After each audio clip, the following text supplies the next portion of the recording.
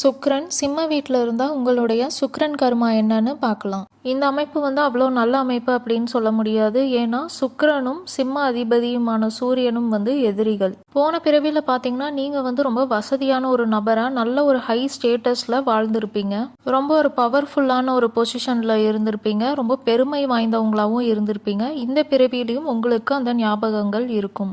லீடராக இருக்கிறது உங்களுக்கு ரொம்ப பிடிக்கும். எல்லாரோட கவனமும் உங்கள் மேலே இருக்கணும் அப்படிங்கிற ஆசையும் உங்களுக்கு இருக்கும். சூரியன் உங்கள் ஜாதகத்தில் நல்ல இடத்துல இருக்கு அப்படின்னா இந்த அமைப்பு உங்களுக்கு நிறையா நல்ல விஷயங்கள் கொடுக்கும். உங்களுக்கு சோஷியலான ஒரு லைஃப் ரொம்ப பிடிக்கும். ஃப்ரெண்ட்ஸ் கூட இருக்கிறது இதெல்லாம் நீங்கள் ரொம்ப என்ஜாய் பண்ணுவீங்க. நல்லா ட்ரெஸ் பண்ணுறதும் பார்க்குறதுக்கு அழகாக இருக்கிறதும் உங்களுக்கு ரொம்ப பிடிக்கும். ஆக்டர்ஸ் பெர்ஃபார்மர்ஸாக நீங்கள் இருக்கிறக்கான சான்சஸ் அதிகமாகவே இருக்குது. சிம்மம் பார்த்தீங்கன்னா ஒரு நிலையான ராசி. அதனால உங்களுக்கு நீங்கள் லவ் ரிலேஷன்ஷிப்பாக இருக்கட்டும் இல்லை மேரேஜ் ரிலேஷன்ஷிப்பாக இருக்கட்டும் ரொம்ப லாங் டேர்மாக இருக்கணும் அப்படின்னு ஆசைப்படுவீங்க.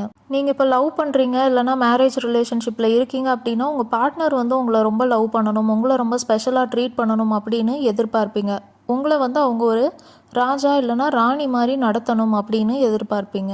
உங்களுக்குள்ள உங்கள் பார்ட்னர் மேலே எவ்வளோதான் அன்பு இருந்தாலுமே நீங்கள் உங்கள் அன்பை காட்டணும் அப்படின்னா உங்கள் பார்ட்னரும் உங்கள் மேலே அன்பு காட்டணும் அப்படின்னு நீங்கள் ரொம்ப எதிர்பார்ப்பீங்க.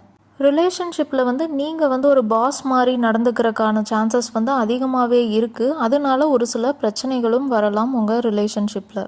உங்கள் பார்ட்னர் ஒரு ஈகோயிஸ்டிக் பர்சனாக அவங்க அவங்கள நினச்சே கொஞ்சம் பெருமைப்படுற ஒரு பர்சனாக இருக்கிறதுக்கான சான்சஸ் அதிகமாகவே இருக்குது. ஆனால் உங்கள் பார்ட்னரை நினச்சி நீங்கள் பெருமைப்படுவீங்க. நீங்கள் உங்களுடைய பாசியான நேச்சரை கொஞ்சம் கம்மி பண்ணிவிட்டு நீங்கள் உங்களை பற்றி ரொம்ப பெருமையாக நினைக்கிறதையும் கொஞ்சம் கம்மி பண்ணிவிட்டு நீங்கள் எல்லாருக்கிட்டேயும் ஒரு ஃப்ரெண்ட்லியான நேச்சரோட பழகுறீங்க அப்படின்னா உங்கள் லைஃப் இன்னுமே நல்லா இருக்கும். உங்கள் ஜாதகத்தில் எந்த கிரகம் எந்த ராசியில் இருக்குது அப்படின்னு உங்களுக்கு தெரியலனா நான் முன்னாடியே ஒரு ஷார்ட்ஸ் போட்டிருக்கேன். எந்த கிரகம் எந்த ராசியில் அப்படின்னு நீங்கள் அது பார்த்து தெரிஞ்சுக்கலாம்.